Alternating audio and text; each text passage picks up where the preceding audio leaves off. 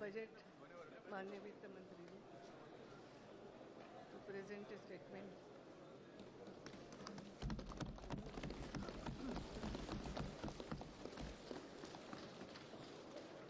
Madam Speaker, I beg to present a statement of the estimated receipts and expenditure of the Government of India for the year 2014-15.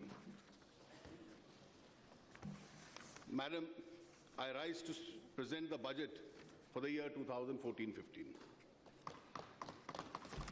The people of India have decisively voted for a change. The verdict represents the exasperation of the people with the status quo.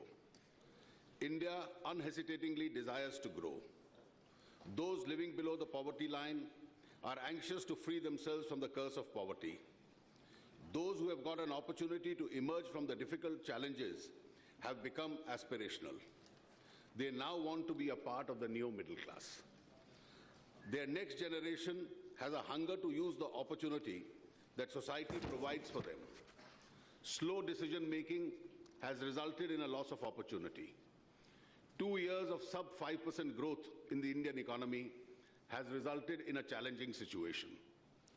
We look forward to lower levels of inflation as compared to the days of double-digit rates of food inflation in the last 2 years. The country is in no mood to suffer unemployment, inadequate basic amenities, lack of infrastructure, and apathetic governance. The slowdown in India broadly reflects the trend in many economies. In contrast to the aftermath of the crisis of 2008-2009, when restoration of growth in advanced economies was a primary concern, the continuing slowdown being presently witnessed in many emerging economies has posed a threat to sustained global recovery.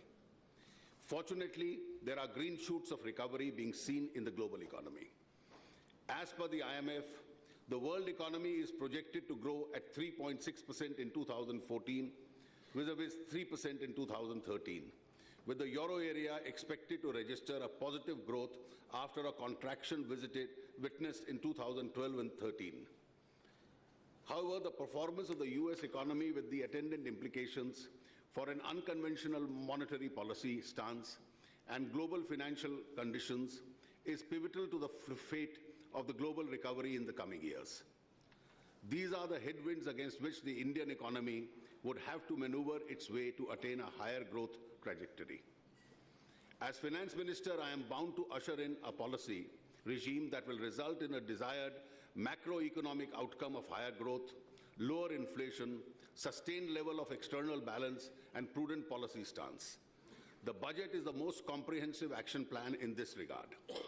In the first budget of the NDA government that I am presenting before the August House, my aim is to lay down a broad policy indicator of the direction in which we wish to take the economy.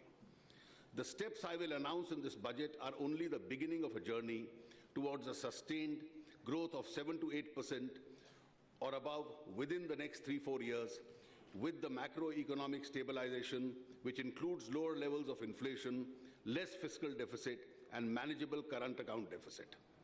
Therefore, it would not be wise to expect anything that can be done or must be done in the first budget presented within 45 days of the formation of the government. While higher growth is a sine qua non, we cannot be oblivious of the fact that there is a large population of this country which is below the poverty line. It is the poor who suffer the most. We have to ensure that our anti-poverty programs are well targeted. The growing aspiration of the people will be reflected in the development strategy followed by the government, led by the Prime Minister Shri Narendra Modi, and the mandate of Sabka Saath, Sabka Vikas. Allow me to assure this Honourable House that we have taken up this challenge in the right earnest. We shall leave no stone unturned in creating a vibrant and strong India. The prevailing economic situation presents a great challenge. It calls for a conscious choice to be made by all of us. Should we allow this drift to carry on and watch helplessly? Should we allow our future to suffer because of our indecisiveness? Should we be victims of mere populism or wasteful expenditure? To me, the response and the remedy are both clear. The task before me today is very challenging because we need to revive growth, particularly in the manufacturing sector, and infrastructure to raise adequate resources for our developmental needs. On the one hand, the task is simple if we accept the principle that we cannot spend beyond our means. We need to introduce fiscal prudence that will lead to fiscal consolidation and discipline. Fiscal prudence to me is of paramount importance because of considerations of intergenerational equity. We cannot leave behind a legacy of debt for our future generations. We cannot go on spending today, which would be financed by taxation on a future date. There is an urgent need to generate more resources to fuel the economy. For this, the tax GDP ratio must be improved and the non-tax revenues increased. We must remember that the decline of fiscal deficit from 5.7% of the GDP in 2011-12 to 4.8% in 2012-13 and 4.5% in 2013-14 was mainly achieved by a reduction in expenditure rather than by way of realization of higher revenues. Although the external sector witnessed a turnaround with the year ending with a current account deficit of 1.7% of the GDP against 4.7% in 2012-13, this was mainly achieved through restriction of non-essential imports and slowdown in the overall aggregate demand. Going forward, we must continue to be watchful of the CAD. My predecessor had set up a very difficult task of reducing the fiscal deficit to 4.1% of the GDP in the current year. Considering that we have 2 years of low GDP growth and almost static industrial growth, a moderate increase in indirect taxes, a large subsidy burden, and not so encouraging tax buoyancy, the target of 4.1% fiscal deficit is indeed daunting. Difficult as it may appear, I have decided to accept this target as a challenge. One fails only when one stops trying. My roadmap for fiscal consolidation is a fiscal deficit of 3.6% for 2015-16 and 3% for 2016-17. I am conscious of the fact that the Iraq crisis is leaving behind an impact on oil prices and the situation in the Middle East continues to be volatile. Monsoon this year appears to be more unpredictable, while inflation has remained at elevated levels relative to what it is perceived as acceptable. There is a gradual moderation in the WPI recently, from a high of 7.35% in 2012-13 to 5.98 in 2013-14. But we are still not out of the woods. We must address fully the problem of black money, which is a curse on our economy. Faced with these adversities, we have no option but to undertake some bold steps in order to enhance economic activity, to spur growth in the economy. These steps are only the beginning of our effort to revive the growth spirit of the Indian economy. They are directional. Expenditure Management Commission. My government is committed to the principle of minimum government, maximum governance. To achieve this goal, time has come to revive the allocative and operational efficiencies of government expenditure to achieve the maximum output. The government will constitute an Expenditure Management Commission which will look into various aspects of expenditure reform to be undertaken by the government. The Commission will give its interim report within this financial year. I also propose to overhaul the subsidy regime, including food and petroleum subsidies, and make it more targeted and provide full protection to the marginalized, poor, scheduled caste, scheduled tribes. A new urea policy would be formulated. The debate on whether to introduce the goods and services tax must now come to an end. We have discussed the issue for the past many years. Some states have been apprehensive about surrendering their taxation jurisdiction. Others want to be adequately compensated. I have discussed the matter with the states both individually and collectively. I do hope we are able to bring a final solution in this course of this year and approve the legislative scheme which enables the introduction of the GST. This will streamline tax administration, avoid harassment of business, and result in higher tax collection both for the center and the states. I assure all states that government will be more than fair in dealing with them. Tax administration.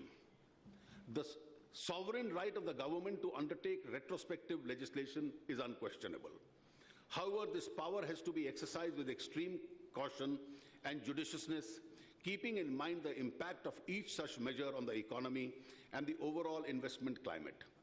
This government will not ordinarily bring any change retrospectively which creates a fresh liability. Honourable members are aware that consequent upon the retrospective amendment of Income Tax Act 1961, undertaken by the Finance Bill of 2012, a few cases have come up in various courts and other legal fora. These cases are at different stage of pendency and will naturally reach their logical conclusion. At this junction, I would like to convey to this august House and also to the investor community at large that we are committed to providing a stable and predictable taxation regime which would be investor-friendly and spur growth. Keeping this in mind, we have decided that henceforth, all cases arising out of the retrospective amendments of 2012 in respect of indirect transfers and coming to the notice of assessing officers will be scrutinized by a high-level committee to be constituted by the CBDT before any action is initiated in such cases. I hope the investor community, both within India and abroad, will repose confidence on our stated position and participate in India's growth story with renewed vigor. Tax demand of more than 4 lakh crores is under dispute and litigation before various courts and appellate authorities. This is one of the serious concerns of all taxpayers in the country.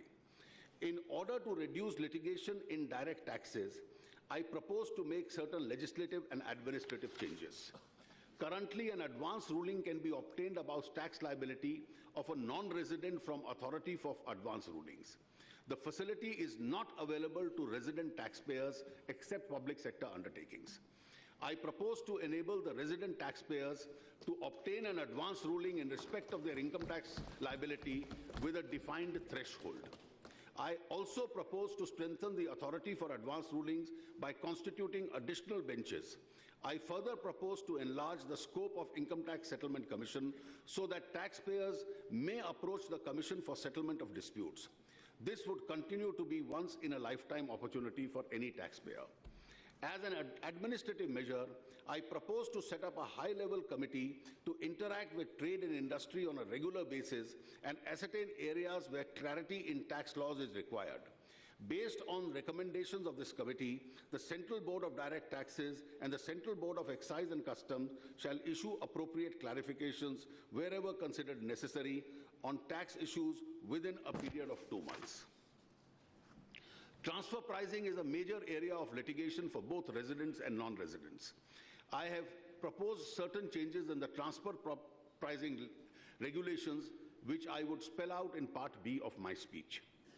I hope these measures would go a long way in improving the confidence of taxpayers in the tax system and provide certainty and clarity in tax laws. Foreign direct investment. The policy of the NDA government is to promote foreign direct investments selectively in sectors where it helps the larger interest of the Indian economy. FDI in several sectors is an additionality of resource which helps in promoting domestic manufacturing and job creation. India today needs a boost for job creation. On manufacturing sector in particular needs a push for job creation. India today is the largest buyer of defense equipment in the world. Our domestic manufacturing capabilities are still at a nascent stage. We are buying substantial part of our defense requirements directly from foreign players, companies controlled by foreign governments, and foreign private parties are supplying our defense requirement to us at a considerable outflow of foreign exchange. Currently, we permit 26% FDI in defense manufacturing. The composite cap of foreign exchange is being raised to 49% with full management control, Indian management and control through the FIPB route. The insurance sector is investment starved. Several segments of the insurance sector need an expansion. The composite cap of the insurance sector is proposed to be increased up to 49% from the current level of 26% with full management and control through the FIPB route. To encourage development of smart cities, which will also provide habitation for this new middle class, requirement of the built-up area of capital conditions for FDI is being reduced from 50,000 square meters to 20,000 square meters, and for US $10 million to US $5, respectively, with a 3-year post-completion lock-in. To further encourage these projects, which commit at least 30% of the total project costs for low-cost affordable housing, will be exempted for the minimum built-up area and capitalization requirements with conditions of 3-year lock-in. FDI in the manufacturing sector today is on an automatic route. The manufacturing units will be allowed to sell its products through retail, including e-commerce platforms, without any additional approval.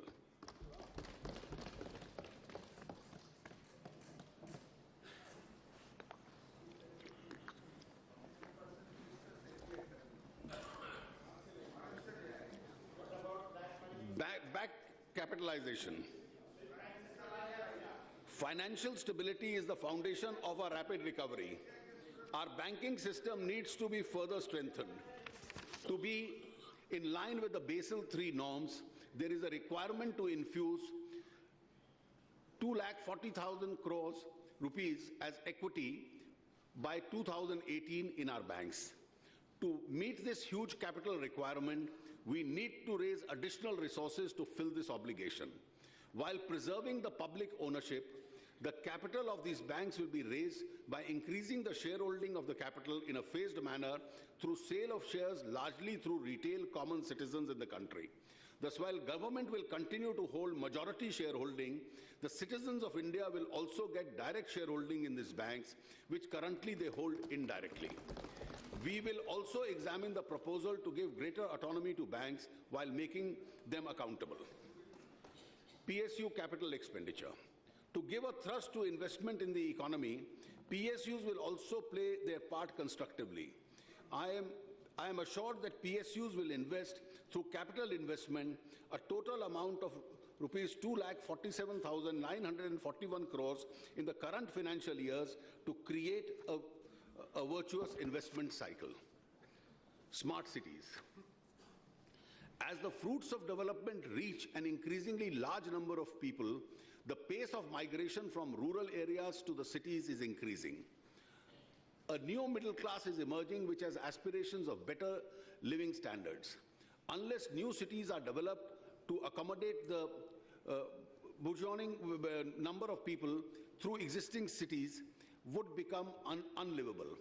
The Prime Minister has a vision of developing 100 smart cities as satellite towns of larger cities by modernizing the existing mid-sized cities. To provide the necessary focus to this critical activity, I have provided a sum of rupees 7,060 crores in the current fiscal. E-visas. Tourism is one of the larger job creators globally. Many economies world over are supported by tourism. In order to give a major boost to tourism, the facility of electronic travel authorization, e-visas, would be introduced in a phased manner at 9 airports in India, where necessary infrastructure would be put in place within the next 6 months. The countries in which electronic travel authorization facility to which it will be extended would be identified in a phased manner. This would further the facility of visa on arrival. REITs and InvestITs. Real estate investment trusts have been successfully used as instruments for pooling investment in several countries. I intend to introduce, to provide necessary incentives for REITs, which will have a pass-through for the purposes of taxation. As an innovation, a modified REITs type structure for infrastructure projects is also being announced as Infrastructure Investment Trust, which would have a similar pass-through status for PPP and other infrastructure projects. These structures would reduce the pressure on the banking system while making available fresh equity. I am confident these instruments would attract long-term finance from foreign and domestic sources, including the NRIs. Kisan Vikas Patras was a very popular instrument among small saving. I plan to introduce the instrument to encourage people who have banked and unbanked saving to invest in these instruments. Skill India. A national multi-skill program called Skill India is proposed to be launched. It would skill the youth for an emphasis of employability and entrepreneurial skills. It will also provide training and support for traditional professions like welders, carpenters, cobblers, masons, blacksmiths, weavers. Convergence of various schemes to attain this objective is also proposed. The Pradhan Mantri Krishi Sinchai Yojana. Bulk of our farmlands are rain-fed and dependent on monsoons. Therefore, there is a need to provide assured irrigation to mitigate risk. To improve access to irrigation, we propose to initiate a scheme, Pradhan Mantri Krishi Sinchai Yojana. I propose to set aside 1,000 crores for this purpose. Swachh Bharat Abhiyan. The need for sanitation is of utmost importance. Although the central government is providing resources within its means, the task of total sanitation cannot be achieved without the support of all. The government intends to cover every household by total sanitation by the year 2019, the 150th year of the birth anniversary of Mahatma Gandhi, through the Swachh Bharat Abhiyan. Gujarat has demonstrated successfully the urban development model of urbanization of rural areas, through which people living in rural areas can effectively get civic infrastructure associated services. Shama Prasad Mukherjee Urban Mission will be launched to deliver the integrated project-based infrastructure in rural areas, which will also include the development of economic activities till development.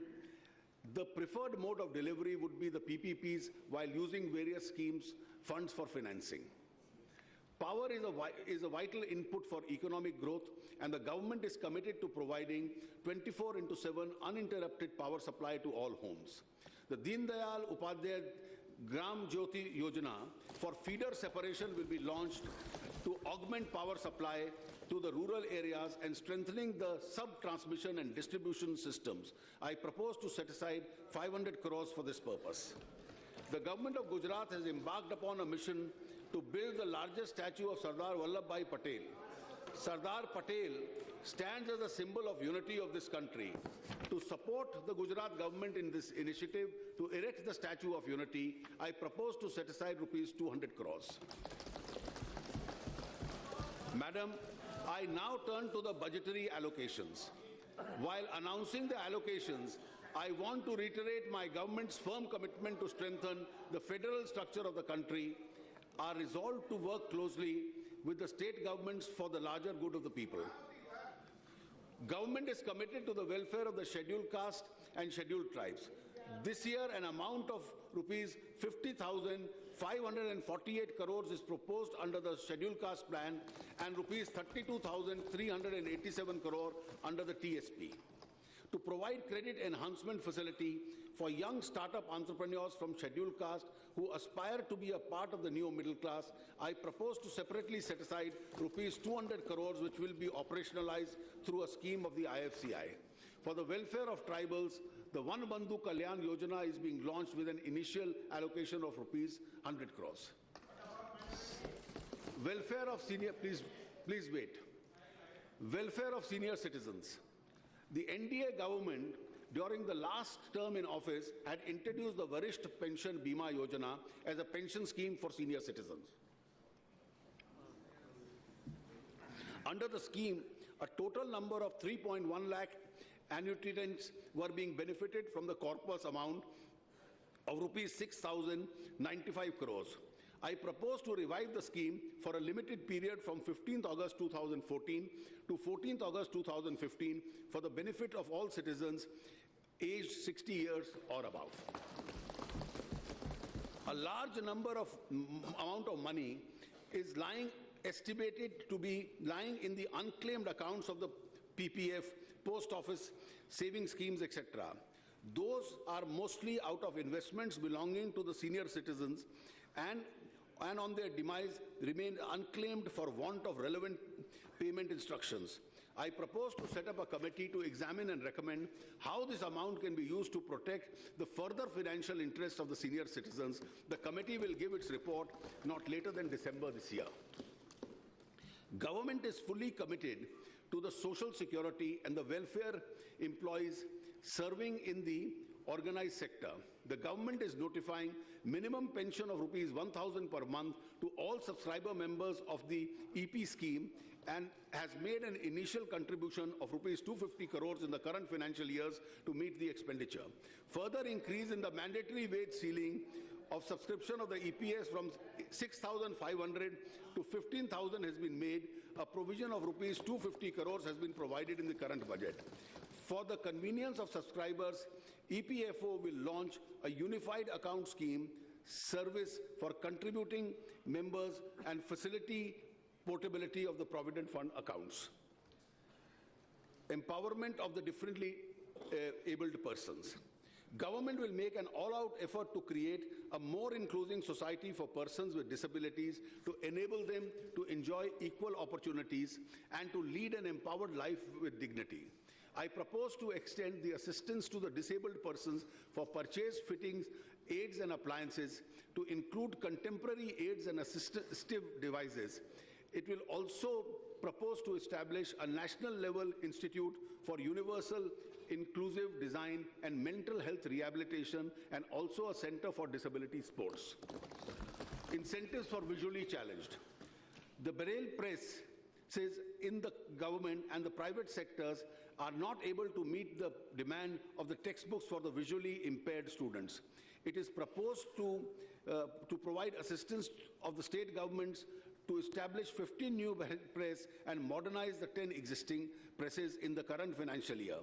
The government will also print currency notes with Braille-like signs to assist the visibly challenged persons. Women's safety is a concern shared by all honorable members of the House. We need to test our different approaches that can be validated and scaled up quickly. An outlay of rupees 50 crores will be spent by the Ministry of Road Transport on a pilot scheme on the safety of women in public road transport. A sum of rupees 150 crore will be spent by the Ministry of Home on a scheme to increase the safety of women in larger cities.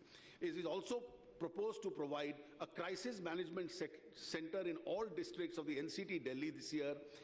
In all government and private hospitals, the funding will be provided from the Nirbhaya Fund. Beti Bachao, Beti Padhao Yojana. It is a shame that while the country has emerged as a major player amongst the emerging economies, the apathy towards the girl child is still quite rampant in these many parts of the country. Therefore, I propose to launch the Beti Bachao, Beti Padhao Yojana, which will be focused scheme which will help in generating awareness and also improve the efficiency of the delivery welfare services meant for women. I propose to set aside a sum of rupees 100 crores for this. Gender mainstreaming. The government would focus on campaigns to sensitize people in this country towards the concerns of the girl child and women. The process of sensitization must begin early. Therefore, school curriculum will have a separate chapter on gender mainstreaming. The Pradhan Mantri Gram Sadak Yojana, initiated it during NDA-1 under the stewardship of Prime Minister Shri Atal Bihari Vajpayee, has had a massive impact in improvement of access to rural population. It is time to reaffirm our commitment to a better and more energetic PMGSY under the dynamic leadership of Prime Minister Shri Narendra Modi. I propose to provide a sum of rupees 14,389 crores for this purpose. Manrega. The government is committed to provide wage and self-employment opportunities in rural areas. However, wage employment would be provided under the Manrega through works that are more productive, asset-creating, substantially linked to agriculture and allied activities. Ajivika, the National Rural Livelihood Mission, aims at eliminating rural poverty through sustainable livelihood options. Under this mission, women SCGs are provided bank loans at 4% to prompt repayment in 150 districts and 7% in other districts. I propose to extend the provisions of blank loan for women SGGs at 4% in another 100 districts. I propose to set up a startup village entrepreneurship scheme for encouraging rural youth to take up local entrepreneurship programs. I am providing a sum of rupees 100 crores for this.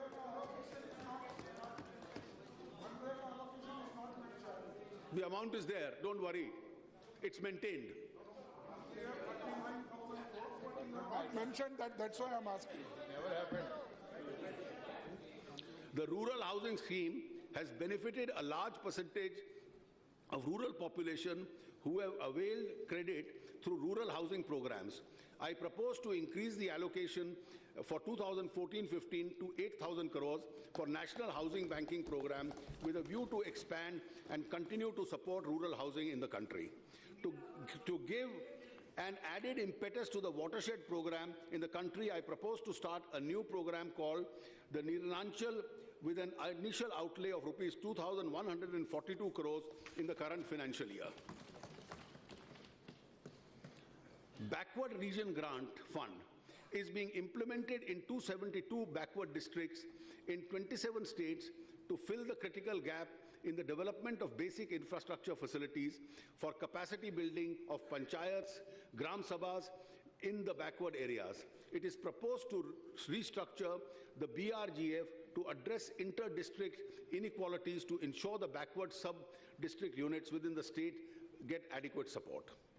Many of our drinking water resources have excess impurities like fluoride, arsenic, and man-made contaminations due to untreated sewerage, industrial effluents, and leaching of pesticides and fertilizers. It is proposed to earmark rupees 3,600 crores under National Rural Drinking Water Program for providing a safe drinking water, approximately 20,000 habitations affected with arsenic, fluoride, heavy toxic elements, pesticides, fertilizers through community water purification plants in the next 3 years. To move towards health for all, two key initiatives, that is the free drug service and free diagnostic service, would be taken up on a priority. In order to achieve a universal access to each quality diagnosis and treatment to TB patients, two National Institutes of Aging will be set up at the AIIMS, New Delhi and Madras Medical College, Chennai. A national level research with referral institute for higher dental studies would also be set up in one of the existing dental institutions. It is a matter of great satisfaction that all the 6 new AIIMS at Jodhpur, Bhopal, Patna, Rishikesh, Bhubaneswar, and Raipur, which were a part of the Pradhan Mantri Swasthya Suraksha Yojana, have become functional.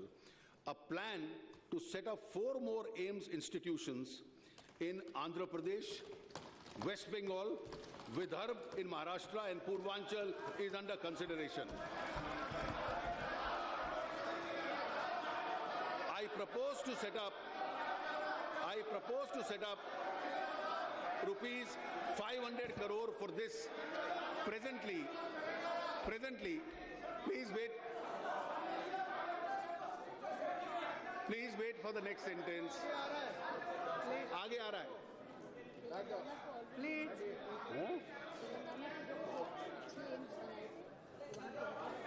Presently,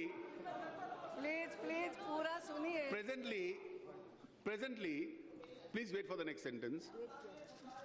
Government medical colleges have been approved. It is proposed to add 12 more government medical colleges. In addition, dental facilities will also be provided in these hospitals. All other states which are making a request will be considered under this. For the first time, and let me add that in the coming years of the government, each year in the states where there is no AIIMS, we'll be adding it to make sure that there is an AIIMS created in every state in the country. For the first time, the central government will provide central assistance to strengthen the state drug regulatory and food regulatory systems by creating new drug testing laboratories and strengthening 31 existing laboratories. In keeping with the government's focus on improving affordable healthcare and to augment transfer of technology for better healthcare facilities in rural India, 15 model rural health research centers will be set up. which will take up the research on local health issues concerning rural population. Elementary education is one of the major priorities of the government. There would be a residual gap in providing minimal school infrastructure facilities. Government would strive to provide toilets and drinking waters in all the girls' schools in the first place. An amount of rupees 28,635 crore is being funded by the Sarva Shiksha Abhiyan and 4,966 crores by the Rashtriya Madhyamik Shiksha Abhiyan. A school assessment program is being initiated at a cost of rupees 30 crores. To infuse the training tools and innovative teachers, the Pandit Madan Mohan Malviya New Teachers Training Program is being launched. I am setting aside a sum of rupees 500 crores for this. To take advantage of the reach of the IT, I propose to allocate a sum of rupees 100 crores for setting up a virtuous classroom as communication-linked interface for cultivating knowledge on the online courses. The country needs a large number of courses of higher learning, which are of the world class. I propose to set up the Lok Nayak Jayaprakash Narayan National Center for Excellence in Humanities in Madhya Pradesh. I also intend to set up 5 more IITs in Jammu, Chhattisgarh, Goa, Andhra Pradesh and Kerala. 5 more IIMs would be set up in the state of Himachal Pradesh, Punjab, Bihar, Orissa and Maharashtra. I propose to set up an amount of rupees 500 crores for this. Government also proposes to ease and simplify norms and facilitate education of loans for higher education. There have been eminent need to further bridge and divide the human-digital divide between the haves and the have-nots. For this, it is proposed to launch a pan-India program, Digital India.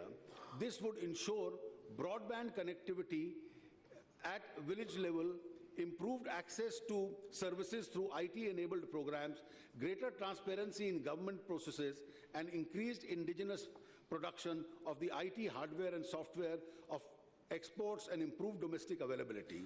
Special focus will be on supporting software product startups, a national rural internet and technology mission service in villages and trainings in IT and e-Kranti for the government services delivery and governance scheme is also proposed. I have provided a sum of rupees 500 crores for this purpose.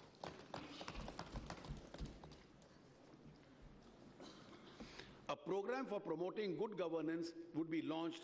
I propose to set up a sum of rupees 100 crores for this purpose. So far, around 400 permissions for setting up community radio stations have been issued. To encourage the growth of this sector, a new plan is being taken up with an allocation of rupees 100 crores. The scheme would support 600 new and existing community radio stations. The Film and Television Institute, Pune, the Satyajit Ray Film and Television Institute, Calcutta, are proposed to be accorded the status of institutes of national importance and national centers of excellence in animation, gaming, special efforts will be set up. Urban renewal. It is time that our cities and towns undergo urban renewal and become better places to live in, while developing housing and other infrastructure, both physical and economic, which can have various local variations. 4 fundamental activities must underpin such development. There are provision for safe drinking water and sewerage management, use of recycled water for growing organic fruits and vegetables, solid waste management and digital connectivity. It will be the vision of the government that at least 500 such habitants must be provided support while harnessing private capital and expertise through PPPs to renew their infrastructure services in the next 10 years. Pooled municipal debt obligations. This facility was set up in 2006 with participation of several banks to promote finance infrastructure projects in urban areas on the shared risk basis. Present corpus of this facility is rupees 5,000 crore. The government has a major focus of providing good infrastructure, including public transport, waste disposal, sewage treatment, and safe drinking water in urban areas.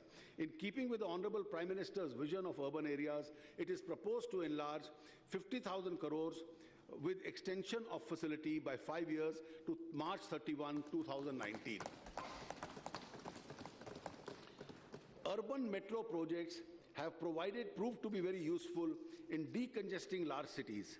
For 2 million plus cities, planning of the metro phase must begin now.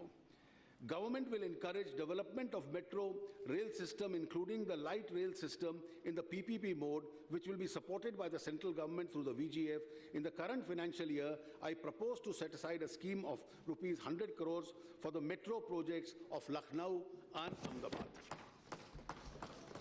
The government is committed to an endeavor to have housing for all by 2022.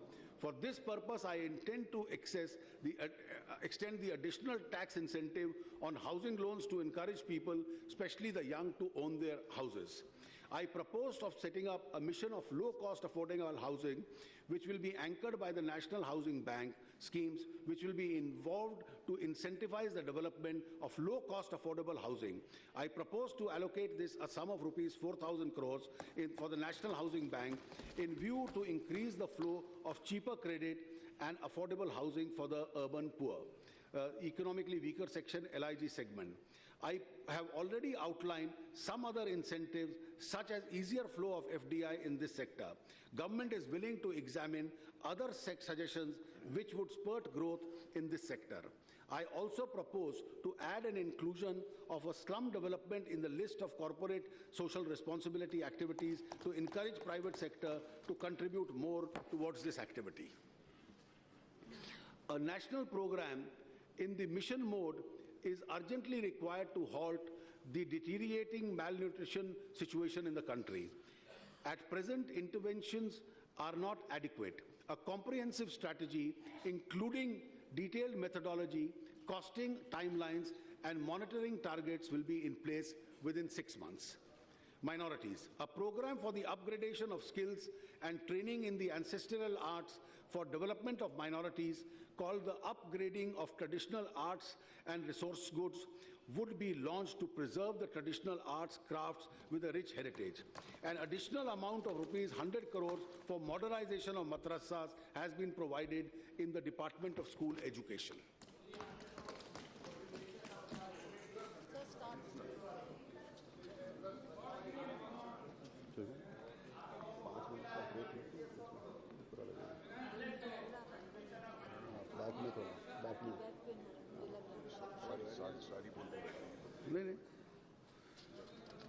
Farming is an activity which contributes to nearly 1/6 of our national GDP, and a major portion of a population is dependent on its livelihood.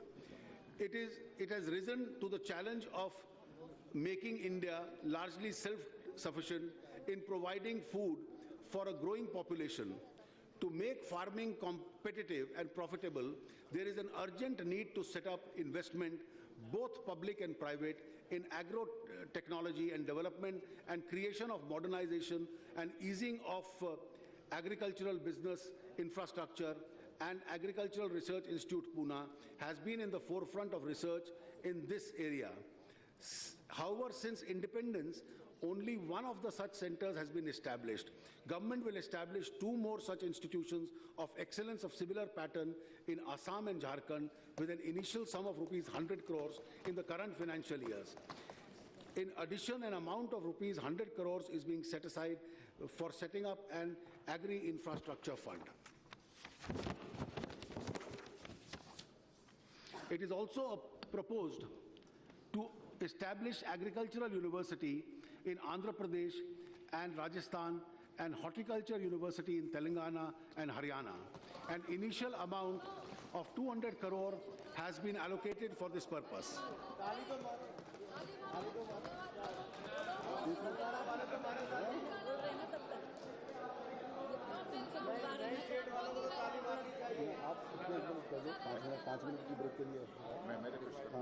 नहीं वो अच्छा नहीं लगता इनसे बुला रहे हैं आप बुलवाए पीछे से Just, can we have a, Madam Speaker, can we have a 5-minute break? 5 minute के लिए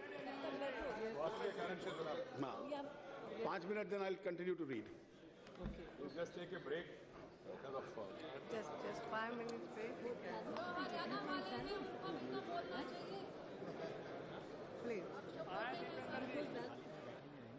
Yes, yes, yes. 10 मिनट 12 बजे तक करेंगे 5 मिनट देंगे Yeah.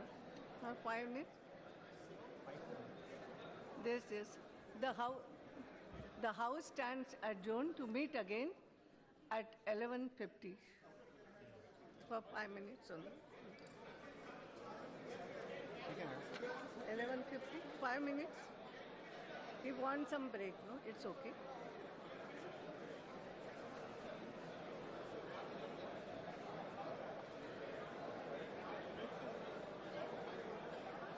No, it's okay. 5 minutes break we have. आप आइए मैडम 5 minutes break.